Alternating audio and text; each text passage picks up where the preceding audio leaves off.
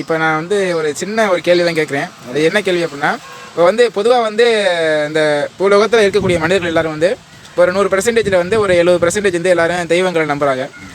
பாக்கி ஒரு 30% வந்து தெய்வங்களை நம்ப மாட்டேங்கிறாங்க. என்னடா தெய்வம் வருஷம் முடிச்சிடும் கும்பிட்டு கொடுக்கும், நமக்கு வழி காட்ட மாட்டேங்குது அப்படின்னு ஒரு 30% நினைக்கிறான். ஒரு 70% என்ன நினைக்கிறான்னா, நம்மளுடைய இருக்கக்கூடிய பொருளாதாரத்தை வச்சு தெய்வங்களுக்கு பாதி செலவு பண்ணுவோம், இருக்கக்கூடிய மக்களுக்கு வந்து ஒரு அன்னதானத்தை பண்ணுவோம் செய்வோம் அப்படின்னு அந்த மக்கள் நினைக்கிறாங்க. இதனுடைய கருத்து வேறுபாடுகளை எப்படி சொல்கிறீங்க மக்களுக்கு? அதாவது இதற்கு ஒரு சின்ன உதாரணத்தோட நான் துவக்கிறேன். தெய்வத்தை பற்றி சொல்லும்போது, ஒரு ஒரு குடியானவன் ஒரு முதலாளிகிட்ட வேலை பார்க்குறாங்க. அதே போல் அந்த முதலாளிகிட்ட 100 பேர் வேலை பார்க்குறாங்க. எத்தனை பேருக்கு அந்த முதலாளி மேலே நம்பிக்கை இருக்கும்? ஆமாம், 100 பேருமே அந்த முதலாளி நம்பிடுவாங்க. 100 பேர் நம்ப முடியாதுல்ல. அப்போ அந்த முதலாளிக்கும் அந்த 100 தொழிலாளர்களுக்கும் இடையில் நடந்த அன்பின் வெளிப்பாடு, அன்பின் பிரவாகம், அந்த தொழிலாளினால முதலாளி அடைந்த வெகுமதி, முதலாளினால தொழிலாளி அடைந்த வெகுமதி உடலாலையோ உளத்தாலையோ பொருளாலையோ அல்லது நட்பாலையோ அல்லது நடவடிக்கையினாலையோ, இந்த செயல்பாடுகளுடைய அனுபவம் யார் அனுபவிக்க முடியும்? 100 பேரும் தனித்தனியாக தான் அனுபவிக்க முடியும். ஆமாம் ஆமாம் ஆமாம். எல்லாரும் அதை அனுபவிச்சதை வெளியில எப்படி அவன் சொல்ல முடியும்? என் கில்லடி, என் உடம்புல கில்லுன்னு அந்த கில்லப்பட்ட அந்த வலி, இல்லை என் ஆன்மா உணர்ந்த அந்த உணர்வு, அதை நான் மட்டும்தானே உலகத்துக்கு சொல்ல முடியும். ஆமாம், நான் இப்படி பார்த்தேன், இல்லை எனக்கு கில்லுனா. அதே மாதிரி முதலாளி எனக்கு இதை கொடுத்தாரு, முதலாளி என்னை கட்டி தழுவினாரு, எனக்கு சாப்பாடு போட்டாரு அப்படின்னு சொல்லிட்டு ஒரு தொழிலாளி ஒரு முதலாளிக்கு இருக்கக்கூடிய உறவையே எல்லாரும் பறைசாற்றக்கூடிய அளவுக்கு உணர முடியாதோ, அதே போல நம்ம இந்த உலகத்தில் வாழக்கூடிய நாம் மனிதர்கள் ஏதோ ரூபத்தில் ஏதோ ஒரு வகையில் பயனடையும் பொழுது, ஏதோ ஒரு வகையில் பாதுகாக்கப்படும் பொழுது, ஏதோ ஒரு மிகப்பெரிய இழப்பு ஏற்படுதா, ஏதோ ஒரு சக்தி நம்மளை தடுக்கும் பொழுது, அல்லது யாரோ ரூபத்தில் தடுக்கும் பொழுது, உதாரணத்துக்கு நான் போயிட்டு இருக்கேன், படக்குன்னு விழுக போனேன், யாரோ ஒருத்தரும் தள்ளி விட்டாரு, தள்ளி விட்டு என்னை காப்பாத்திட்டாரு, கடவுளா வந்து என்னை காப்பாத்திட்டாருங்கிற வார்த்தையை இங்கே பயன்படுத்துறோம். ஆமாம், கடவுள் அந்த நேரத்தில் அந்த தள்ளி விட்டவர் தான் கடவுள். கடவுள் கரெக்ட் கரெக்ட். சரியா? அப்ப கடவுள் என்ற அந்த நம்பிக்கை எங்க வெளிப்படுது அப்படின்னா, என்னை எவன் ஒருத்தன் காப்பாற்றுகிறானோ, ஒரு மனிதர்கள் மூலமாக வெளிப்படுது. இல்ல அப்படின்னு சொல்ல முடியாது. அதான் சொல்றேன், அதுக்கு தான் விளக்க சொல்றேன். என்னை யார் காப்பாற்றுகிறானோ, என்னை எது காப்பாற்றுகிறதோ, என்னை எவையெல்லாம் காப்பாற்றுகிறதோ, என்னுடைய தேவையெல்லாம் எது பூர்த்தி செய்கிறதோ, அதையெல்லாம் எனக்கு கடவுள் தான். கடவுள் தான். நான் கடவுள்னு ஒரு பெயர் தான் வச்சிருக்கேன். அதை நான் வந்து ஒரு தப்பாக்குள்ள அடைக்க முடியாது. ஆமாமா, அதை அடைக்க முடியாது. நான் கும்பிடுற கடவுள் வந்து இதுக்குள்ள மட்டும்தான் இருக்கு அப்படின்னு ஒருத்தர் நினைத்தானே அது முட்டாள்தனம். அதை வந்து நான் வந்து அதை மாத்திங்கன்னு தான் சொல்லுவேன். என்ன காரணம் அப்படின்னா, இந்த நபரானவர் 2000 கிலோமீட்டருக்கு அப்பால போய் ஒரு பிரச்சனையில மாட்டிட்டாரு. இவருடைய கடவுள் 2000 கிலோமீட்டருக்கு உள்ள அவர் வீட்டுக்குள்ள இருக்கு. இவர் அந்த இடத்துல காப்பாற்றப்படணும். அந்த கடவுளுக்கு ஒரு பெயர் வச்சிருக்காரு. அந்த பெயரை வச்சு அவர் கூப்பிடுறாரு. கூப்பிட்ட உடனே அந்த கடவுள் 2000 கிலோமீட்டர் வந்து காப்பாற்றுறதுக்குள்ள அவர் இறந்து போயிடுவாரு. அப்ப என் கடவுள் என் வீட்டுக்குள்ளதான் இருக்கு, அதை என்னை மீறி வராதுன்னு அப்படின்னு யாரும் ஹம்பக்கா சொன்னாங்கன்னா தயவுசெய்து நம்பாதீங்க. கரெக்ட். ஏன் அப்படின்னா, அந்த வீட்டுக்குள்ள பூட்டியும் வைக்க முடியாத கடவுளை, அந்த பூட்டி இருந்தா அந்த கடவுள் அவருக்கு பயன்படாது. நம்மளை ஒரு ஒழுங்குமுறைப்படுத்திக் கொள்வதற்கு, நம்மளே ஒரு ஒழுக்க நெறியை பயன்படுத்திக்கிறதுக்கு, கண்ட இடத்துல போய் இப்போ ஒரு வீடுன்னு கட்டுறோம், பாத்ரூம் இந்த இடத்துல இருக்கணும், படுக்கையறை இந்த இடத்துல இருக்கணும், சமையலறை இந்த இடத்துல இருக்கணும், ஒரு இடத்துல இருக்கணும், அம்மா அப்பா மனைவி மக்கள் எல்லாரும் கூடுற இடம் ஒரு இடமா இருக்கணும், பொது வழியில ஒண்ணு இருக்கணும், தனி வழியில ஒண்ணு இருக்கு. அதுதான் நாகரிகம், அதான் வாழ்க்கை. மனைவியும் கணவனும் எல்லா இடத்துலயும் போய் தன்னுடைய வாழ்க்கையை நடத்த முடியாது. சமையலறையில போய் வெளியே போக முடியாது, வெளியே இருக்கிற இடத்துல போய் சமைக்க முடியாது, படுக்கை அறையில போய் வெளியே போக முடியாது. ஆக இதுக்கே இவ்வளவு முரண்பாடுகளை, இதற்கு இவ்வளவு வழிமுறைகளை நாம கையாளும் பொழுது, இறை வழிபாட்டுக்குன்னு ஒரு இடத்த ஒரு ஊர்லயோ ஒரு கிராமத்திலேயோ ஒரு நகரத்திலேயோ உருவாக்கி அந்த இடத்துக்கு ஒரு மரியாதை கொடுக்கணுங்கிறதுக்காக. ஆனால் அந்த இடத்துக்குள்ள கடவுள் இருக்கிறாரு, அதுக்குள்ள மட்டும்தான் கடவுள் இருக்காரு, அதை விட்டுட்டு வெளியே போனா கடவுள் இல்லை, அதனால அதுக்குள்ள மட்டும் நான் தப்பு பண்ண மாட்டேன், அதை விட்டு நான் வெளியே போயிட்டேன்னா என்ன வேணாலும் பண்ணிக்கலாம், என்னை கடவுள் பார்க்க மாட்டாருன்னு முட்டாள்தனமா முட்டாள் சிந்தனையோட நாம இருந்தோமே என்றால் கடவுள் என்பதே இல்லை. இல்லை, கடவுள் என்பதே இல்லை. கடவுள் என்பது வேற எங்கேயும் இல்லை, நம்ம உலகத்துக்குள்ளதான் இருக்கு, மனசாட்சி தான் கடவுள். சரிங்க ஐயா. இப்போ வேற ஒன்றும் இல்லை. இப்போ நமக்கு ஏதாவது ஒரு வயிற்று வலி, அதாவது ஒரு உடம்பு சரியில்லை, நல்லா வேலை பார்த்துக்கிருப்பான், திடீர்னு வயிற்று வலி வந்துருச்சு, உடனே ஆஸ்பத்திரிக்கு போவான், அங்கே சரி பண்ண முடியல அப்படின்னு சொன்னால் உடனே ஒரு ஆன்மீக தொண்டரில் போய் ஒரு குலதெய்வத்தை போய் வழிபடுறாங்க. இல்லை யாரோ ஏதோ பண்ணிவிட்டாங்க, செஞ்சு விட்டாங்க, இந்த மாதிரி ஏவல் பண்ணிவிட்டாங்க, இந்த மாதிரி மந்திரம் பண்ணி செஞ்சுட்டாங்க அப்படிங்கிறாங்க. அதெல்லாம் உண்மையா இல்லை? அது வந்து எப்படி நம்பிக்கை பண்றாங்க மக்கள்? இது வந்து எப்படின்னா நம்பிக்கை சார்ந்த விஷயம். அரண்டவனுக்கு இருண்டதெல்லாம் அரண்டவனுக்கு இருண்டதெல்லாம் பேய். இப்ப அவன்கிட்ட போய் நீ வந்து பேய் இல்லைன்னு நம்ம போய் சொல்ல போறோம். இப்ப நீங்க வந்து பேய் இருக்குன்னு முழுமையா நம்பி இருக்கக்கூடிய ஒருவன்கிட்ட போய் பேய் இல்லை என்று நீங்க சொல்லி பாருங்க, நான் நிரூபிச்சு காட்டவா அப்படின்னா. ஆமா, பேயே இல்லைன்னு சொல்லக்கூடிய ஒரு நபர்கிட்ட போய் நான் பேய் இருக்குன்னு சொன்னா நான் நிரூபிச்சு காட்டணும். இங்க வந்து என்னன்னா இந்த சித்தாந்தம் வேறுபடுகிறது. இவன் இருக்குங்கிற சித்தாந்தம், இல்லைங்கிற சித்தாந்தம். அப்ப இல்லைங்கிறவன்ட்ட போய் நாம இருக்குன்னு சொல்வதோ, இருக்கு என்று சொல்றவன்ட்ட போய் இல்லைன்னு சொல்றதோ, அது சமுதாயத்துல குழப்பத்தை தான் ஏற்படுத்தும். இதுல என்னுடைய ஒரு ஆன்மீகவாதியாக, ஒரு நடுநிலையாளராக, ஆன்மீகத்திலேயே நடுநிலை வேணும், முதல்ல புரிஞ்சுக்கணும். நான் முதல்ல சொல்லிட்டேன், என்னுடைய சித்தாந்தம் வேற. என்னுடைய சித்தாந்தம் வந்து மதத்துக்கு அப்பாற்பட்டது. என்னுடைய சித்தாந்தம் வந்து மனித பண்புக்கு கட்டுப்பட்டது. என்னுடைய சித்தாந்தம் மனித அன்புக்கு கட்டுப்பட்டது. அன்புதான் நம்ம கடவுள்னு நான் நினைக்கிறேன். என்னை பொறுத்தவரை அன்புதான் தெய்வம். சரியா? என்னுடைய பார்வையில என்னை நம்பி ஒருத்தர் வர்றான், ஐயா என் மகளுக்கு பேய் பிடிச்சிருச்சு, இது நீங்க தான் காப்பாற்றணும் அப்படின்னு வர்றான். என்னால பேய் ஓட்ட முடியும்.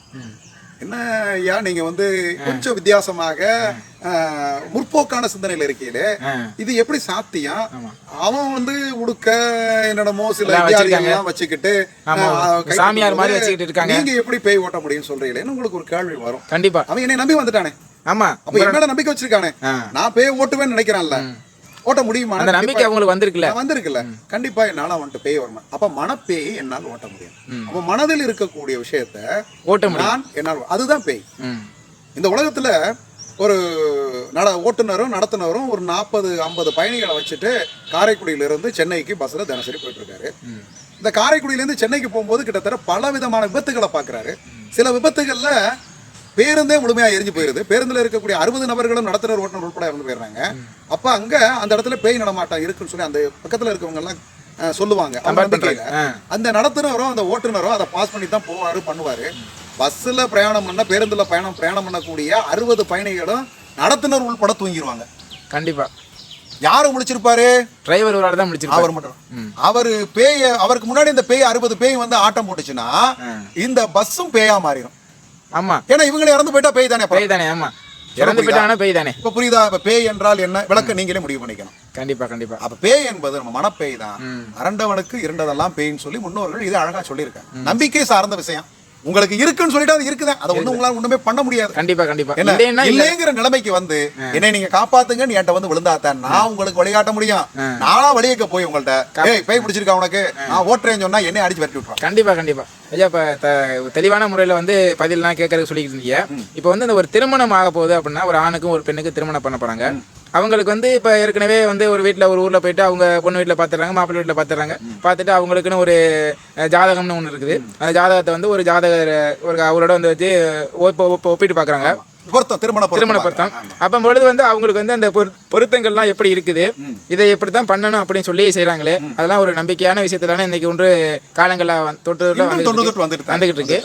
சில பேர் இப்போ இந்த லவ் மேரேஜ் பண்ணிட்டு போயிடுறாங்க. அவங்க எல்லாம் எப்படி இருக்கிறாங்க, எப்படி என்ன, அது ஒரு சின்ன நல்ல கேள்விதான். இது வந்து நம்மளுடைய நம்பிக்கை சார்ந்த விஷயம். இப்ப அந்தந்த மத வழிபாடு, அந்த மத வழிபாட்டு முறையில எடுத்துக்கும் போது இந்த இல்ல ஒரு நிமிஷம், இந்த முஸ்லீம்ல வந்து அவங்க எல்லாம் இருக்காங்க, இவங்க எல்லாம் வந்து இப்ப ஜாதகமே அவங்கள்ட்ட எல்லாம் இல்ல. அதுதான் முன்னாடி சொல்றேன், இந்த மத வழிபாட்டு முறையில அதை யார் இந்த நம்பிக்கை சார்ந்த விஷயத்துல வந்திருக்காங்களோ அவர்கள் அதை எடுத்துக்கிறாங்க. இங்க அதுதான் சொல்றேன். இப்ப நான் ஒரு நண்பரை போய் நீங்க பாக்குறீங்க, அந்த நண்பர் உங்களுக்கு நண்பர்னு தெரிஞ்சு அவர் வந்து பால்ல வந்து விஷத்தை கலந்து கொடுத்துட்டாரு.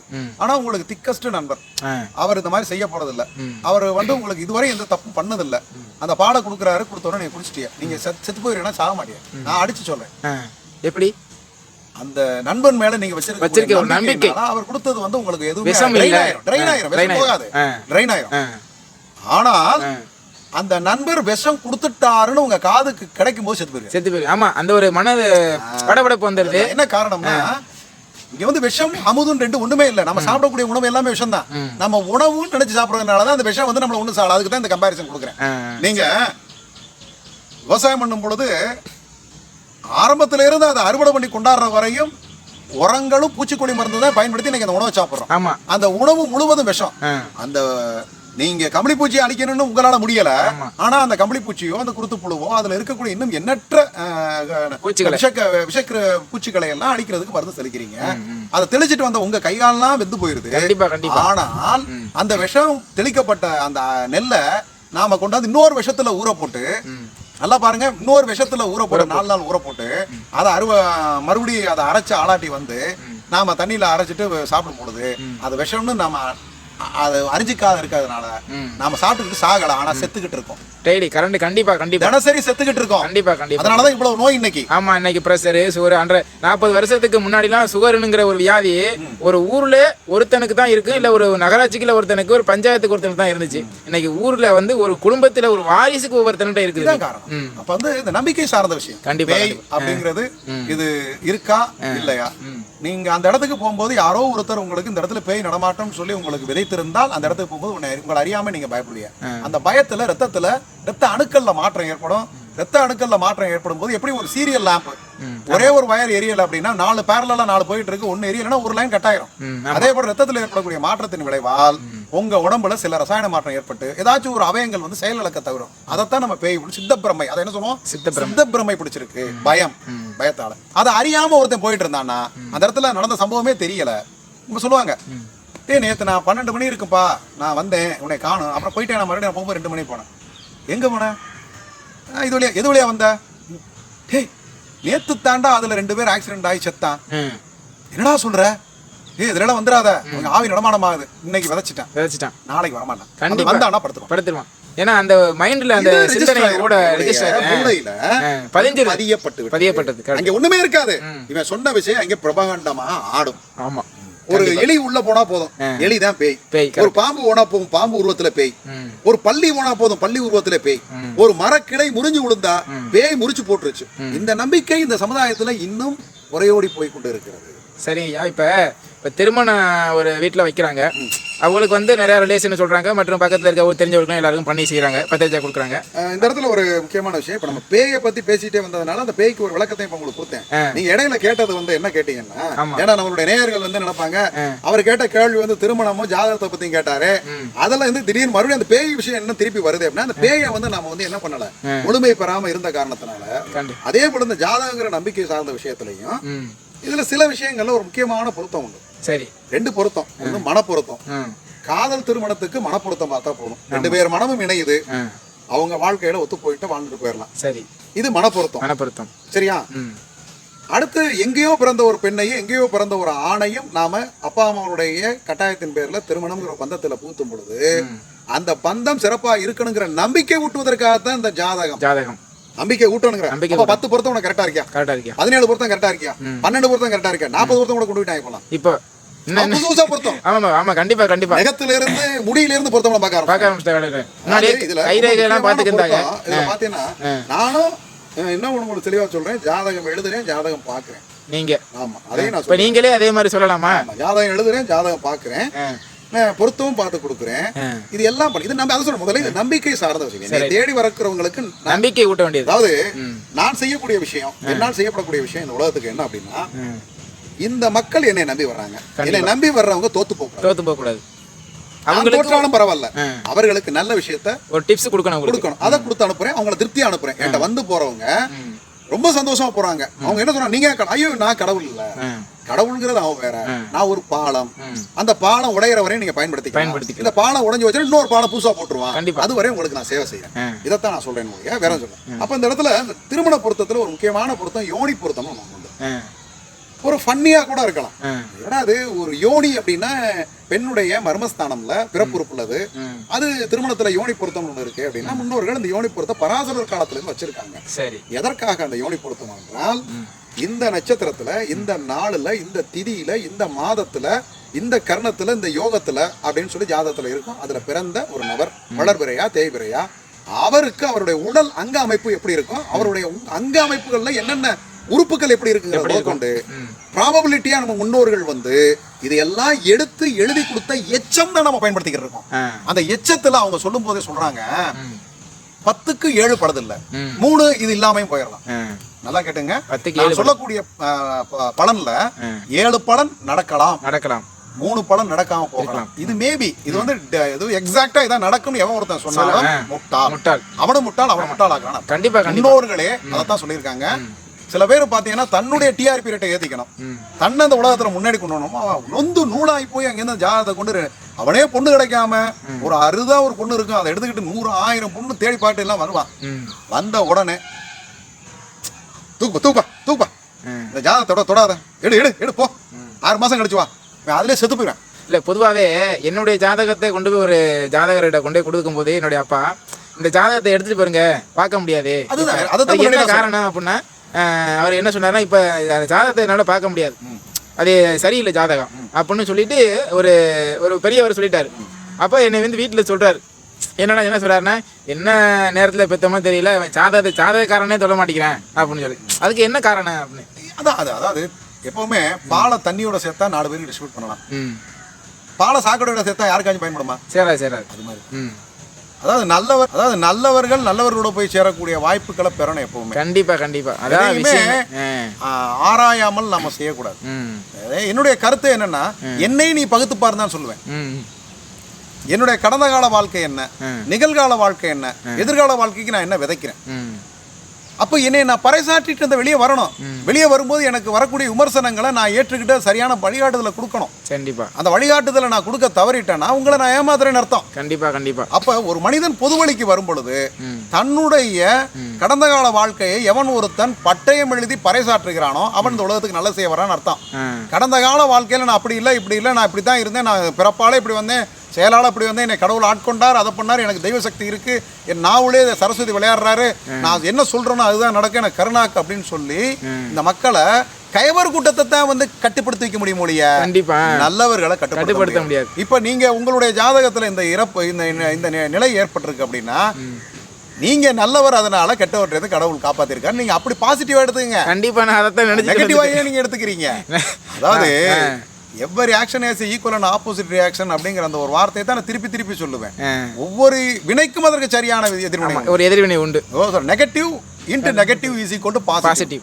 இது ஒரு கணக்கு. Minus into minus is equal to plus தான். ஆனா ஒரு பிளஸ் மைனஸோட சேர்ந்தா பிளஸ் என்ன ஆகும்? மைனஸ் தான். பிளஸ் பால் மைனஸ் சாக்கடை ரெண்டும் சேர்ந்தா என்ன ஆகும்? கெட்டு போயிருமே. கண்டிப்பா. அது போல நாம தான் அப்படிங்கிறது இயற்கையுடைய சக்தியை தான் நாம் வந்து முன்னோர்கள் மிக அழகாக அதை உணர்ந்து எழுதியிருக்காங்க. இப்போ பார்த்தீங்கன்னா சித்திரை மாதம்னா வெயில் அடிக்கும், புரட்டாசினா மழை பெய்யும். நீங்கள் என்ன தான் இருந்தாலும் இயற்கையை உங்களால் மாற்ற முடியும். 1000 விஞ்ஞான வளர்ச்சி ஏற்பட்டிருந்தாலும், 1000 அறிவாற்றல் நமக்கு இருந்தாலும், 1000 தொழில்நுட்பத்தை நம்ம கற்றுருந்தாலும், நீங்கள் சந்திர மண்டலத்துக்கு நீங்கள் ஏவுகணை சேட்டலைட்டு நீங்கள் அனுப்ப முடியும். ஒரு செயற்கையாக உள்ள ஒரு சேட்டலைட்டை நீங்கள் சந்திரமண்டலத்துக்கு அனுப்பக்கூடிய ஆற்றல் பெற்ற உங்களால் அந்த சந்திரனை நிப்பாட்ட முடியுமா? உங்களால் அது எப்படி முடியும்? சந்திரனோட இயக்கத்தை நிப்பாட்ட முடியுமா? சூரியனை உங்களால் மறைக்க முடியுமா? இயற்கையின் வழியில் அது நம்ம இயற்கையோட ஒத்துத்தான் வாழ முடியுமா? இயற்கையோட ஒத்துழைப்பு இல்லாமல் நம்ம வாழ முடியாது. அதை எதிர்த்து நம்ம என்னைக்கு ஜாதகத்தை சொல்லும் பொழுது அதை தான் முன்னோர்கள் அழகாக சொல்லும் போது 10க்கு 7 படதில்லை. அதாவது பல்லாயிரம் நபர்கள் இந்த காலகட்டத்தில், இந்த நட்சத்திரத்தில், இந்த திதியில பிறந்தவர்களுக்கு என்னென்ன நடக்கலாம் தான் போட்டிருக்குமே ஒழிய நான் படித்த புத்தகங்கள்லையும் நான் கண்ட அனுபவத்திலையும் நடக்கலாம், மேபி இட்ஸ் நாட் டிக்ளேர். இது கட்டாயம், இது எக்ஸாக்டா இது நடக்கும் யார் சொன்னாலும் தயவு செய்து அவர்கள்ட்ட நீங்க அடாப்ட் ஆகாதீங்க. அவங்கள்ட்ட போய் உங்களை ஏமாத்தி கொள்ள வேண்டாம். உங்களுடைய தன்னம்பிக்கையை மட்டும் நீங்க வளர்த்துங்க. ஜாதகம் அப்படிங்கிறது ஒரு சின்ன ப்ராபபிலிட்டி, அவ்வளவுதான். அதற்காக நீங்க உங்க எதிர்காலத்தை அதுல முடக்கிறாதீங்க. அது ரொம்ப முக்கியம். ரெண்டாவது இன்னொரு ரொம்ப முக்கியமான விஷயம் என்ன அப்படின்னா, ரொம்ப ரொம்ப முக்கியமான விஷயம் என்னென்னா, அதில் இந்த ஜாதக ரீதியாக சில விஷயங்களை வந்து நான் இன்னொரு ஈஸியஸ்ட்டாக நீங்கள் இன்றைய காலகட்டத்தில் ஒப்புமைப்படுத்தி காமிக்கிறதுக்கு ஒரு விஷயம் சொல்கிறேன். நம்ம டெய்லி ஃபோர்காஸ்ட், இப்போ மழை காலம், மழை பெஞ்சிட்டு டிசம்பர் 31 வரை மழை பெய்யும்னு சொல்லிட்டு இருக்காங்க. இப்போ இந்திய வானிலை ஆராய்ச்சி மையம், தமிழக ஆராய்ச்சி மையம் அல்லது உலக ரீதியாக இருக்கக்கூடிய பல வானிலை ஆராய்ச்சி மையங்கள், அதற்குண்டான செயற்கைக்கோள்கள், அங்கேருந்து எடுத்து அனுப்பக்கூடிய அந்த நிழல் படங்கள், அதில் ஓடக்கூடிய வீடியோ, இதுல எல்லாம் நமக்கு கிடைச்ச தகவல் பிரகாரம் அவங்க நல்லா நீ எக்ஸாக்டா பாருங்க என்ன சொல்லுவாங்க.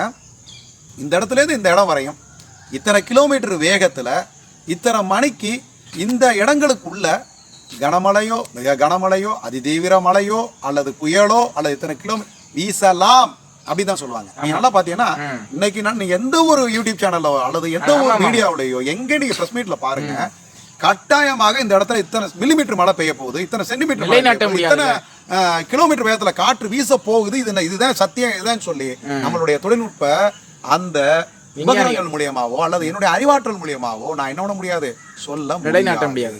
இதுதான் இந்த ஜாதகம். இது எப்படி நம்ம முடியாது, இயற்கையை நாம் ஆராய முடியும். இயற்கை இது என்ன விட்டுட்டு போயிருக்குங்கிறத நாம வந்து அறுதிட்டு சொல்ல முடியலைனாலும் இது இப்படி நடக்கலாம், maybe it is not a declare. இது டெஃபினட்டா இதான் நடக்கும் அப்படின்னு நம்ம வந்து சொல்ல முடியாது. அதைத்தான் நீங்க ஜாதகத்தோட நீங்க அதுக்கு தான் சிம்பிளஸ்டா புரியுற மாதிரி இந்த வானிலை நிலவரத்தையும் இந்த ஜாதகத்தையும் உங்களுக்கு சொல்றேன். நம்ம முன்னோர்கள் தான் அழகா சொல்லியிருக்காங்க இது நடக்கலாம். இப்ப கோகுலாஷ்டமி ஏன் அதை அஷ்டமி நவமி நம்ம தவிர்க்கிறோம் அப்படின்னா, கண்ணன் இந்து மதத்துல ஒரு பெரிய கடவுள். அந்த கண்ணன் அஷ்டமியில பிறந்தவர். அஷ்டமியில அவர் பிறந்த அஷ்டமி திதியில பிறந்ததுனால அவர் படாத கஷ்டங்களை எல்லாம் பட்டாரு. தாய் தந்தைகிட்ட இருந்து புறக்கணிக்கப்பட்டாரு. தாய் மாமன்ட்ட இருந்து கொள்வதற்காக அவர் வந்து விரட்டிக்கிட்டே போனாரு. இன்னொரு இடத்துல வாழ்ந்தாரு. அது நடந்துச்சா நடக்கலையா அப்படிங்கிறதுக்கு ஆதாரங்கள் புராண காலத்திலிருந்து சொல்லப்பட்டுக்கிட்டு வருது. அது எந்த அளவுக்கு சில பேர் மறுக்கலாம், சில பேர் ஏற்றுக்கொள்ளலாம். ஏற்றுக்கொண்டவர் அது வழியில் நடக்கலாம், மறுப்பவர் அது மறுத்து கொண்டு இருக்கலாம். நம்ம அந்த விஷயத்துக்குள்ள நம்ம போக விரும்பல. ஏன் பயமெல்லாம் கிடையாது. இருக்குங்கிறவே அந்த வழியில போட்டோம், இல்லைங்கிறவே இந்த வழியில போட்டோம். யாரையும் வந்து நம்ம கட்டாயப்படுத்தல. நீ ஏன் இல்லைன்னு சொல்றதோ, நீ ஏன் இருக்குன்னு சொல்ல முடியும். இதுல எடுத்துக்கக்கூடிய எச்சம் என்ன, அந்த அஷ்டமியில அவர் பிறந்த காரணத்தினால அவர் பட்ட கஷ்டங்கள். அதே போல அஷ்டமியில ஒரு காரியத்தை செஞ்சோம்னா அந்த அஷ்டமி திதியானது வந்து நமக்கு நன்மை நடக்காது. சரி, இது மட்டுமா காரணம்? அறிவியல் பூர்வமா வருவோம். அஷ்டமி திதி அப்படிங்கிறது என்னன்னா, சந்திரன் பூமிக்கு பின்பக்கமாக போக மறையக்கூடிய காலகட்டத்தில் சூரியனுடைய ஆகர்ஷண சக்தியை இந்த பூமிக்கு கொடுக்க முடியாத காலம். அதாவது சூரியன் நேரடியாக அந்த பூமியில் படும்போது அல்ட்ராவயலட் சோன் வந்து இங்கே பாதிக்கப்பட்டு பல விதமான வியாதிகள் ஏற்படக்கூடிய வாய்ப்பு உண்டு. அந்த புற ஊதா கதிர்களால பாதிப்பு ஏற்படும். அந்த புற ஊதா கதிர்களை வந்து ஃபில்ட்ரேஷன் பண்ணி சந்திரன்ல இருந்து சூரியனுடைய ஒளி பட்டு அது ஃபில்டர் கண்ணாடி போல இங்கே கிடைக்கும் பொழுது நிறைய பலன்கள் வந்து அந்த பூமிக்கு கிடைக்குது. அதனால தான் சொல்லுவாங்க மண்ணுக்கு 5 மரத்துக்கு 10 ஒரு பழமொழி. அது என்ன சொன்னா, ஒரு மண்ணானது அமாவாசையிலிருந்து 5 நாள் உள்ள வந்து விதைச்சிடணும், 5 நாளுக்கு மேல என்ன பண்ணக்கூடாது, விதைக்கக்கூடாது அப்படிம்பாங்க. மரத்துக்கு வந்து 10, மரத்துக்கு இளம்பிறையில என்ன பண்ணக்கூடாது, வெட்டாத. 10 நாள் கழிச்சு தான் என்ன பண்ணணும், வெட்டணும். ஏன் அப்படின்னா அந்த பிறை இளம்பிறையில ஏன் நல்லா ரெண்டே ஒப்புமைப்படுத்துங்க. அன்னைக்கு அவங்க சொன்னது முன்னோர்கள் சொன்னதுமே அற்புதமான விஷயத்தை பாருங்க. உயிர்கள் வளரக்கூடிய காலம் மண்ணுக்கு 5. அது அமாவாசையில இருந்து 5 நாளைக்குள்ள பஞ்சமி திதி. அதான் பஞ்சமி. அதாவது பிரதமை, தொகுதியை, திருதியை, சதுர்த்தி, பஞ்சமி. பஞ்சமி 5வது. அடுத்து சஷ்டி. இன்னைக்கு நம்ம பேசிக்கிட்டு இருக்கக்கூடிய இந்த நாள் வந்து சஷ்டி. சஷ்டினா 6வது திதி. அது சப்தமி 7வது திதி. அஷ்டமி 8வது திதி. 8 அப்படிங்கிற எண் இலக்கம் வந்து ஏன் ஒதுக்கப்படுதுன்னா இதனாலதான். 9 நவமி, 10 தசமி, 11 ஏகாதசி. அதான் வைகுண்ட ஏகாதசி. வருஷத்துல மார்கழி மாதம் வளர்பிறை வரக்கூடிய ஏகாதசி. துவாதசி, திரியோதசி, அது சதுர்த்தசி. அடுத்து அமாவாசையோ அல்லது பௌர்ணமி. இப்போ அமாவாசைக்கு பின்னாடினா பௌர்ணமி, பௌர்ணமிக்கு பின்னாடினா அமாவாசை. இது தேய்பிறை, அது வளர்பிறை. இது எல்லாமே இயற்கையை சார்ந்த விஷயம். இயற்கையிலிருந்து கிடைத்த சக்திகள் இந்த பூமியில எப்படியெல்லாம் மாற்றங்களை ஏற்படுத்துச்சு. இந்த பூமியில இருக்க அனைத்து ஜீவராசிகளுக்கு என்ன மாற்றம் ஏற்பட்டுச்சு. அதுல நாமளும் ஒரு ஜீவன் தான். நம்மளுக்கு 10 ஜீவன்லாம் கிடையாது. நமக்கு ஒரே ஒரு உயிர் தான். உடம்பால நம்ம பெருசா இருக்கலாம், அறிவால பெரிய ஆளா இருக்கலாம். உசுறு ஒண்ணுதான். சரியா? ஒரு சின்ன கண்ணுக்கு தெரியாத எறும்புக்கு இருக்க உயிரோடைய யூனிட்டும் நம்ம உடம்புல ஓடுற உயிரோட யூனிட்டும் ஒண்ணுதான். அதுல மாற்றம் கிடையாது. அப்ப இந்த பூமி மேலதான் நாம இருக்கோம். இயற்கையை சார்ந்துதான் இருக்கோம். சந்திரன்ல இருந்து கிடைக்கக்கூடிய நல்ல கெட்ட எனர்ஜியை நாம சுமந்துக்கிட்டு அந்த சுமந்துக்கிட்டு இருக்கும்போது மாற்றங்கள். அதனாலதான் அஷ்டமி அன்னைக்கு காரிய விளக்கணும். ஏன்னா ஆகர்ஷண சக்தியான நல்ல எனர்ஜி வந்து அஷ்டமி அன்னைக்கு நவமி அன்னைக்கு என்ன பண்ண முடியல, இந்த பூமியில கிடைக்கலைங்கும் போது அரை பாதி தான் கிடைக்குது. அப்ப அரை உரையா போயிடும். ஒரு செயலை நீங்க செய்ய மதி. அதனால சந்திரனை மதிக்கு இணையா சொன்னது. மதினா மூளை, எண்ணம், செயலாக்கம். அன்னைக்கு காரியம் வந்துட்டு இன்னைக்கு அஷ்டமி அன்னைக்கு செய்யாட எல்லாம் பாதியில போயிடும். ஆமா, இதுதான். அதனால இதை நம்புனா இந்த வழியில போங்க, இல்லன்னா நம்பலையா இந்த வழியில போங்க. நீங்க நம்புறவங்களுக்கு எதிராகவும் நான் பேசல, நம்பாதவங்களை நீங்க வந்து நம்பணும் நான் சொல்லல. இது உன்னுடைய ட்ராக். நம்பாத வரையும் உனக்கு நல்லது. நம்பிக்கையை விட்டுட்டீங்கன்னா உனக்கு கெடுதல். நல்ல வார்த்தையை கேட்டுங்க. நம்பி போகக்கூடிய என் அன்பு நண்பர்கள், என்னுடைய நேயர்கள், அந்த நம்பிக்கையை நீங்க விட்டுற வேண்டாம். நம்பாம போகக்கூடிய நேயர்கள் அந்த நம்பிக்கையை மறுபடியும் நீங்க எடுத்துக்கிறாதீங்க. நீங்க எடுத்துக்கிட்டீங்கன்னா நீங்களும் பாதிக்கப்படுவீங்க, நீங்க விட்டுட்டீங்கன்னா நீங்க பாதிக்கப்படுவீங்க. அதனால இது 2 ட்ராக், நல்லது கெட்டது. அதனால நல்லது கெட்டது வாழ்க்கையில 2மே வேணும். அதனால அந்த நம்பிக்கை வந்து விரோதம். ஐயா, இப்ப ஒரு விஷயம் என்னன்னா, இப்போ எங்கேயோ ஒரு இடத்துக்கு கிளம்பி போய்கிட்டு இருக்கோம். போயிட்டு இருக்கும்போது ஒரு பூனை குறுக்கால வருது, இல்லை ஏதோ ஒரு பாம்பு குறுக்கால போகுது. போயிட்டு இருக்கும்போது ஒரு பெண்கள் வந்து தலையை விரிச்சிட்டு அந்த முடியெல்லாம் கீழே விரிச்ச மாதிரி போய்கிட்டு இருக்காங்க. இதை வந்து நம்ம பழைய காலத்து முறைகளை வந்து ஒரு சாஸ்திரப்படி வந்து இதெல்லாம் வந்து கொஞ்சம் முறைகள் சரியில்லை அப்படின்னு சொல்லியிருக்காங்க. காரணம் என்னன்னா, அது என்னன்னு கொஞ்சம் விளக்கி சொன்னீங்கன்னா. கண்டிப்பா. அதாவது நடைமுறை வாழ்க்கையில ஒரு பெண்ணானவள் தலைவிரி கோலத்தில் வருகிறாள் என்றால் அவர் துக்கத்தில் இருக்கான்னு அர்த்தம்.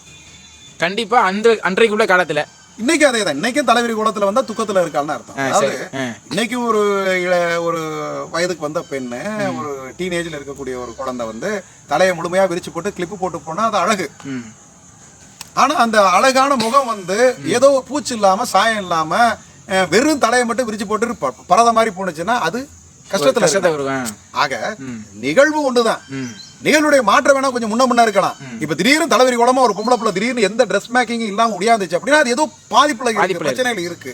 ஆக இவன் ஒரு நல்ல காரியத்துக்கு நல்ல புத்துணர்வோட கிளம்பி போகும்போது ஏன்னா ஒரு புள்ள திடீர்னு இப்படி முடியாதே அப்படின்னு இவன் மனசுல ஒரு நறுக்குன்றது மனம் என்ன ஓட்டம் ஆகுது.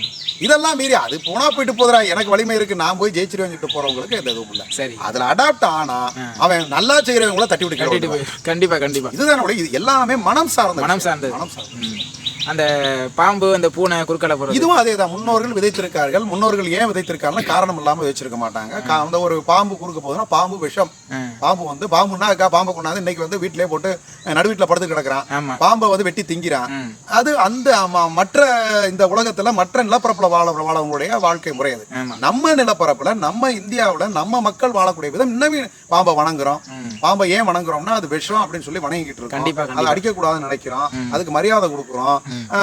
ஒரு பாம்பை வந்து உதாரணத்துக்கு எடுத்தீங்கன்னா ஒரு நல்ல பாம்பு அந்த நல்ல பாம்பை அடிச்சுட்டா உடனே நம்ம என்ன பண்றோம் அதை நல்லபடியாக வெட்டி பால் ஊத்தி பச்சரிசி போட்டு கொஞ்சம் மஞ்சத்தூள் போட்டு அதை அடக்கம் பண்றோம். எதுக்கியா செத்த பாம்பு என்ன பாலையா குடிக்க போகுது, செத்த பாம்பு பச்சரிசிய திங்க போகுது, மஞ்சள் போகுது. இதுக்குள்ளதான் மிகப்பெரிய அற்புதமான பாய்சனை ரிமூவ் பண்ணக்கூடிய ஆற்றல் நம்ம முன்னோர்கள் கண்டுபிடிச்சிருக்கான். இதை வந்து எப்படி கொண்டு போனா இப்படி கொண்டு போனா தெரியாது சொல்லிட்டு அவன் என்ன பண்ண ஆன்மீக ரீதியாக அது நல்ல பாம்பு கடவுளுக்கு வந்த பாம்பு அதை இப்படி எல்லாம் பண்ணாதான் உனக்கு பாவம் பிடிக்காது அப்படின்னு சொல்லி தோணுது. இதோடைய முழுமையான அர்த்தம் என்னன்னா அந்த பாம்பானது மண்ணுக்குள்ள போனோன்னு அதனுடைய எல்லா உறுப்புகளும் சிதிலமடைஞ்சிடும். சரி அந்த பாம்போட எலும்பு மட்டும் கொஞ்சம் நாள் ஆகும்.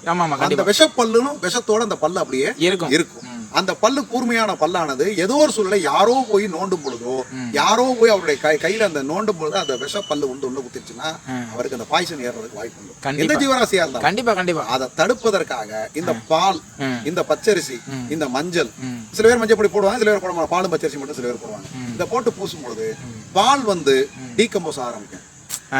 பச்சரிசி அதை வந்து தக்க வச்சுக்கும்.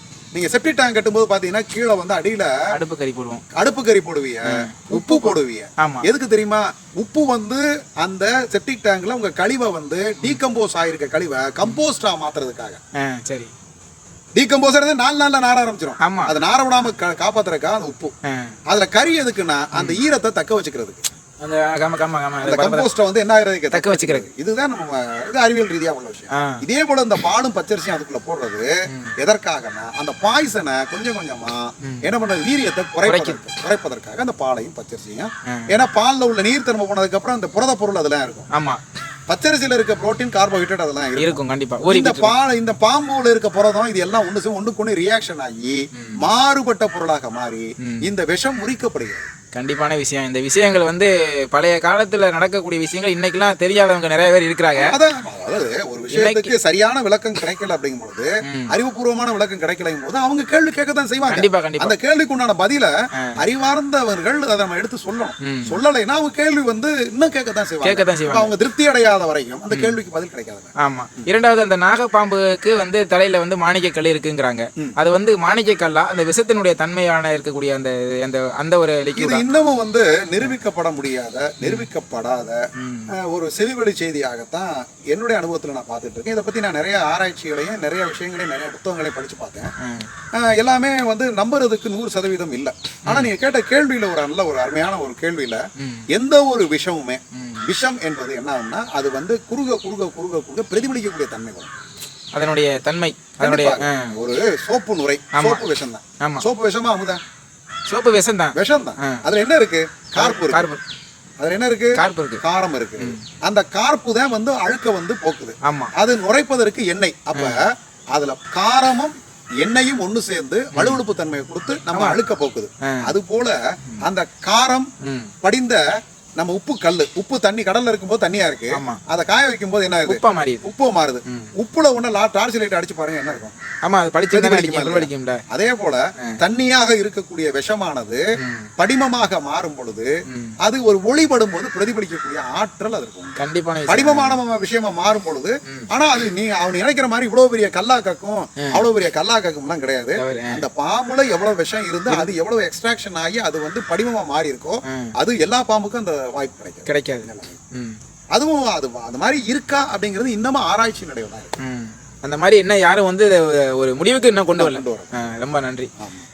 சரிங்க ஐயா, ரொம்ப நன்றி. நம்ம கேள்விகள் பல கேள்விகளுக்கு கேட்டதுக்கெல்லாம் ஒரு தகுந்தான முறையில் நீங்கள் பதில சொன்னீங்க. நீங்கள் இதை வந்து எல்லா மக்களுக்கும் இந்த யூடியூப் சேனல் வழியாக எல்லாருக்கும் இது வந்து எல்லாருக்கும் தெரிஞ்சுக்கக்கூடிய விஷயம்தான். இதை மற்ற வீடியோக்களை வந்து நம்ம அடுத்த வீடியோவில் நம்ம சந்திப்போம். கண்டிப்பா நன்றி, மீண்டும் ஒரு முறை சந்திப்போம். எப்போதும் சந்திப்போம்.